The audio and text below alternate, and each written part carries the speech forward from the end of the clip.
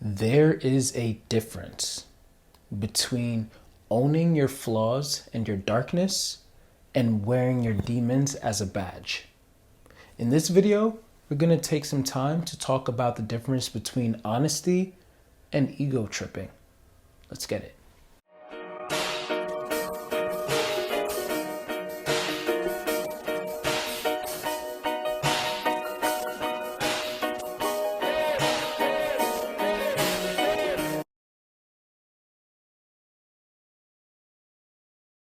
What's up, everyone?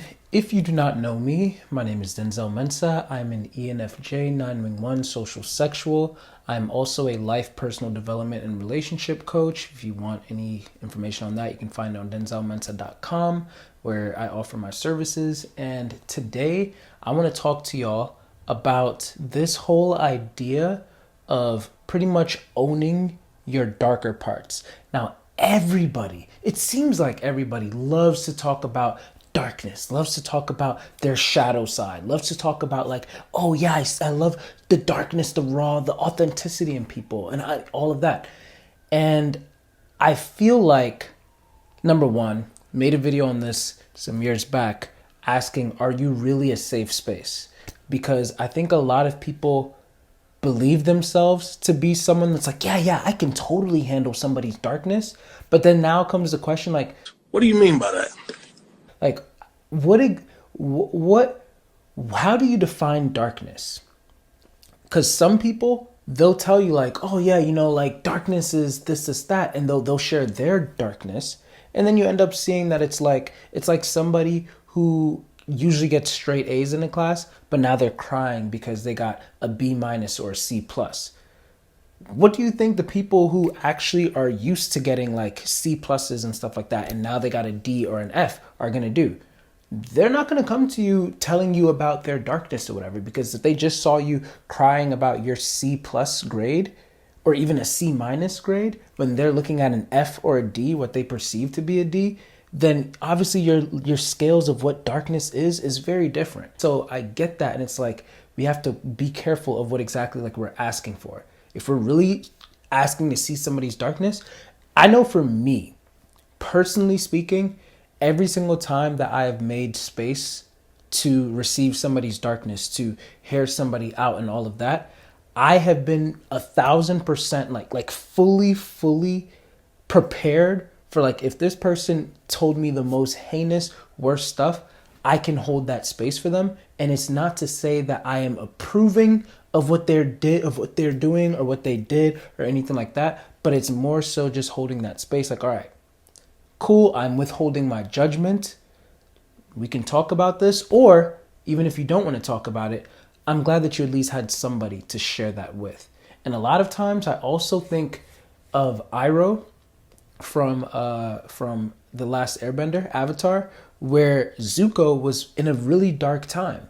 And Iroh was like the only person, it seemed like, who really stuck by Zuko's side. And even though Iroh disagreed with like everything that Zuko was doing, and he didn't even really support him in doing it, he still stood by his side, and he kind of just waited for Zuko to finally see the light before, after, when he finally did, then he was just kind of like, I just feared that you had lost your way, but I was never actually mad at you, because he was able to understand that as a human being, we all have darkness within us. And a lot of people, if they're not able to acknowledge their darkness, it's mainly in their shadow. And I did a whole video on shadow work if you guys want to check that out. But essentially, shadow work is pretty much the idea or the concept of getting really tapped in with that dark side of yourself, your shadow, the parts of you that are ego dystonic, which means that, your ego syntonic means that it's the parts of you that you really identify with. Like, yeah, that's me. Yup, I'm a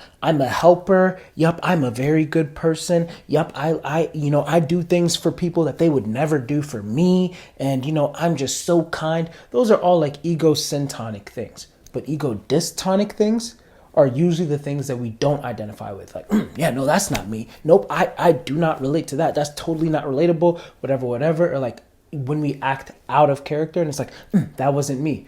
Yes, it was. If you did it, that's you. Newsflash. And it's okay. It's part of your shadow. It's probably not the parts of you that you want to surface often, But if you continue to suppress it, then that's where you now get the issue. And that's why shadow work is important, because when you bring that shadow into the light, now you're able to actually track what these things are. And once you track what these things are, then you're able to acknowledge like, dang, okay, this is a tendency that I have. This is something that I struggle with. This is something that I actually have recognized within myself, and I'm not proud of it. I don't even want other people to know about this because I'm ashamed of it. Or maybe I'm not even ashamed of it, but I know that other people will disapprove of it, and I don't really know what to do with this yet because it's still a part of me. This is at least acknowledging that you have this within you, and acknowledging the thing is different from wearing it as a badge. So I've been doing shadow work for like a couple of years now, but especially all of last year was just a whole lot of shadow work that I had been doing. And that's where, that whole Phoenix era for myself had come on. And, obviously there's still going to be even more shadow work to come as I continue to collect more and more experiences, stuff like that. I've just gone through so many different things. It's like, so I have to reevaluate so many different things. And, I'm constantly trying to be a better person, a better version of myself. But I also know that at the roots, there are certain things that I have to identify and like change for myself if I ever want to change these things, as opposed to like, I would always rather change certain things about myself due to me understanding like, oh, this is what it is, rather than being like, well, if I don't change this, I'm going to get shamed by society. You know what I mean? And so I always have to see how it makes sense for myself and everything. Now, in doing all of that, I have been very, very honest with myself. I remember there was a long trip that I was taking one day, and in my notes app, locked it away and everything, I was just picking myself apart, and really like thinking of like all of the things that I do not like about myself, or that other people probably would not like about me, whatever it might be, the things that I'm ashamed of, whatever it might be. And I was just writing them down in my phone, like in a raw manner, not anything that's like, oh, I'm going to try to fix this right away or anything like that. But the first thing to do is at least like unearth it, bring it out of the shadow, and acknowledge that these are things that are within me.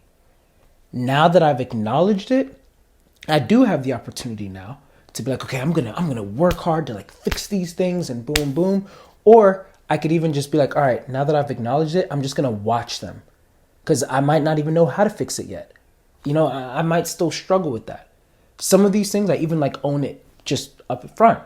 There's a lot of people that, I've even made a video on the ENFJ God complex and stuff like that. And in many videos, I've alluded to the sense of like, yes, as an ENFJ, and I don't want to say this is for all ENFJs, but I have noticed it in a lot of ENFJs, and every type has their own way of this. Like there are a lot of types that have like high like complexes in certain ways because of their dominant functions in certain types of ways. So as an ENFJ, I know that for me, I have a God complex in the sense that I tend to have this idea that I know what's best for people, even sometimes more than they know for themselves. Like, oh, I definitely know that this person, based off of me studying them for however long and paying attention to certain patterns, it's kind of like somebody knowing like, oh, I know the perfect gift to get that person, even though they don't even know what this gift is. So in the same sense, like you've studied these people like for mad long. Now, obviously, if it comes like, for example, somebody's like financial future or, stuff like that, like certain like that's not where my God complex bleeds into, because I do not know how to like guide you in these types of realms. But in certain other types of realms where maybe like FE things are involved, like, oh, the types of relationships that you're going to have or whatever it might be, I do often feel like, yeah, I know what's best for you in this way. You should probably not be with this person, or you should probably be with this person, or you should probably not have these types of friends, or you should probably, do this. You should probably take care of yourself. You should boom, boom. And I guess that's also where like now I shifted that into coaching, maybe even in a lot of my videos in certain ways. But all that to say that there is a God complex that's involved here, right? And a lot of times, because I've uncovered that in myself and I just own it, like, hey, I'm gonna just be real, like, I have a God complex. That's just kind of like what happened. I've realized that there have been people that kind of like go like this, which is expected. I get that. It's a flaw. It's something that, people can look down on and everything. But I think that they take it a step further and they believe that it's like me being like, everyone look at me, I have a God complex. And that's not the case. It's not me bragging that I'm so proud that I have a God complex and boom, boom, boom, boom. That's not the case. It's very different. When I might say that I have something, it's actually me just acknowledging that, dang, I noticed that this thing is here. And maybe before, I didn't really think it was too much of a problem. But now that I know that to other people it would be a problem, I have to get a congruency. It's like, if we're going to put this in type terms, it's like my FE will understand, oh, well, society will crucify me for this thing. But my TI is like, but why? Why is this bad? I mean, if I really do just like kind of like know what's best for people and that's my superpower and boom, boom, boom, then what's the problem? So I have to have like a congruency there. It's like, okay, so do I just not tell people so that way I don't get crucified? Or do I just, people please and submit to what the social values are and just not exercise that complex and get rid of it, even though I don't really understand what's wrong with it? Or do I try to find a way to like continue to configure and figure out what's wrong with that so that I can be in match with society? There's a whole bunch of things, and that's just one example, for example, right? So with that, there's a lot that you have to work through, because even then, just like with a lot of flaws, it's easier said than done. Like you can't just be like, oh, well, now that I know this is a problem, whoop, just something's just thrown out the window. Not really, because at the end of the day, you still might have access to it. So even if now, like, I have come to a place where it's like, okay, no, I know now about like self-agency. People have their own self-agency, and I made that one video on how people you have to let people fail. You have to let people learn their own lessons. Even if I know, or I believe that I know what the best track for a person might be, people still have their own journey that they have to go through, and that's okay. And so with that, what I have to do is I have to allow them to be able to take their own course and fall a few times, just like, I have to do with myself. And that is giving somebody like their own self-agency to be able to make their own decisions, do whatever that they want, etc. Right? So with that said, I think of this God complex in a way that's like, okay, just because I might acknowledge like, okay, there's self-agency and boom, boom, it doesn't take away the fact that it's still something that I'm capable of doing. There are some people who might even think that they know what's best, but they're not capable of orchestrating events and stuff like that to make things happen in a person's favor from what they think is best for that person. So then, even though they might have a mental God complex, they don't have the ability to actually do what's necessary to do it. If you have that ability, it's not something that you can just let go of. Not in my opinion. It takes a lot of time. You sometimes even start to think like, okay, is this even something that I need to quote unquote let go of? Is there a way that I can redeem it? Maybe it's a gift that I can use for good in some way. There's a lot to think through it. And I'm using this example, a personal example, because I think that there's a lot of people who might not really understand how once you really get into like shadow work and then personal development and stuff like that, there's like that self-awareness should not stop there. Sure, you should start doing personal development, but also that self-awareness should not be confused again with like bragging, of it like being worn as like a badge. And when we share some of these things with certain people who might even say like, oh, they're ready, they're happy to like hear about your darkness and like all that, like, and then you realize like that's not really the case. They weren't really ready for that. Then it's like, oh man, okay, I probably should have thought through that a little bit more clearly. And I think that can draw a lot of issues. That can cause a lot of shame for certain people who are trying to shed skin, who are trying to grow, who are trying to mature, who are trying to also like, even leave certain things behind, who are constantly every single day that people might not even be able to recognize. They're picking certain things apart. They're having certain conversations, whatever it might be. And, it's just really complicated work. There is this phenomenon where, like, let's say, for example, I was an alcoholic. For the record, I'm not an alcoholic and I never was. But say, for example, that I was an alcoholic, right? And it's something that, now I've been sober from for, let's say, about 5 months. And I wanted to keep that to myself, that I was an alcoholic or whatever, but then finally I share that with a friend. Like, hey, like we're being vulnerable with each other and stuff like that. And now in vulnerability, in a moment of vulnerability, I share with my friend, like, hey, I'm gonna be honest, like I'm actually like I used to be an alcoholic, and I'm still recovering from that. I'm a little bit like in rehab or like whatever, but I'm 5 months sober now. And this friend is so excited for me, like happy for me. Oh, that's great, whatever. But then this friend maybe is now throwing a party in 2 weeks. And in those 2 weeks, the friend pretty much like tells everybody, hey, remember, Denzel's coming by, okay, guys? Nobody bring alcohol, or nobody bring any alcohol around him or whatever it might be, because he's a recovering like alcoholic and stuff like that. And it's like, I didn't need your help. Like, I've gone these 5 months sober, and maybe your intentions were good, but this is why I didn't want to tell you to begin with, because now it almost feels like you're throwing it in my face.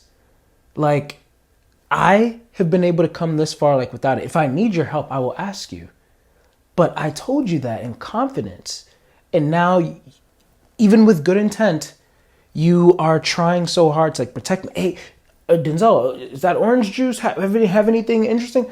No, I got this, okay? Like, dang, I should have never told you. Sometimes we have to be careful who we are telling our business to. Sometimes, I know for me, a big thing that I used to do is like, I would try to like, almost like find these things within myself so that I can share it with people to like, almost like foster like intimacy of some sort. People like form intimacy off of like trauma bonds and stuff like that. So this might be like something like, hey, a lot of people don't really know this, but like, I'm a recovering alcoholic or whatever. And just from sharing certain things like that, it does foster intimacy. In fact, I would say that the people that I feel the most intimate and closest with know my darkest parts of me. Like my wife, my friend David, shout out to you, bro. I know that you're watching this. Lauren, I always talk about you. Like, I can shout out like a few of y'all. Like, but these people are not people who are gonna, hey, is there anything in that drink? Okay, just careful, because you got that problem. Like, that would be so freaking annoying. This is being addressed to those of us who really take the time to actually self-explore and acknowledge our darker parts.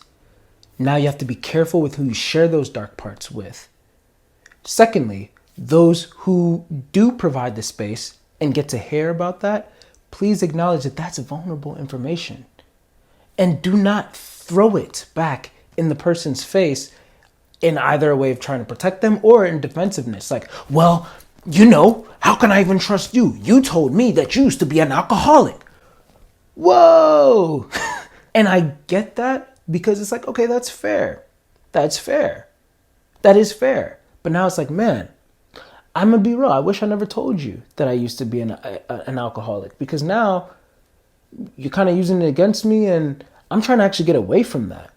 Like, I'm trying to shed my skin. I'm trying to like not be that anymore. And you now, as long as you continue to keep that in mind, there's always going to be a part of you that's like, at any moment, Denzel can become an alcoholic again. Dang, can I grow? So there's that. And then also recognizing that when somebody recognizes and acknowledges a demon that they struggle with, or a demon that they reside with, it's different from holding it as a badge. Maybe they've just accepted it, because usually with shadow work, now you're just kind of like walking with, and I'm not talking about actual demons, for those of you who are Christians or whatever, and like, are watching and all of that, but like just in a metaphorical sense, like the parts of us that we're not happy with, now, instead of it being hidden and suppressed, you're kind of walking with that knowledge, like, okay, these are the things that I'm capable of. These are the things that are in me, just like all of the great things that are in me. And that makes me whole. And as I learn and I grow and I walk through life, although I'll never be a perfect being, knowing at least that these things are here is another step toward being able to every day reevaluate ways in which I can properly feed these, which goes back to my video on taming your dragons. Because some dragons don't actually need to be slain. They just need to be tamed. And they need to, because now they can help you fly. You know what I'm saying? And so for those of you who are watching, just like I spoke about, like, who are you in these stories? And some of us are more than one. Are you actually a safe space? Check out my video on that if you haven't. It's an old video, but it's thought-provoking. Are you, when you say that you're a safe space, when you say that you really accept people's darkness, do you really? Do you know what that means? Secondly, can you be trusted with that information? Thirdly, do you look into yourself and acknowledge that darkness within yourself? And then fourthly, do you wear it as a badge? Do you actually brag about it? Or like, how careful are you with like who you share it with? Because you need to be careful. Take it from me.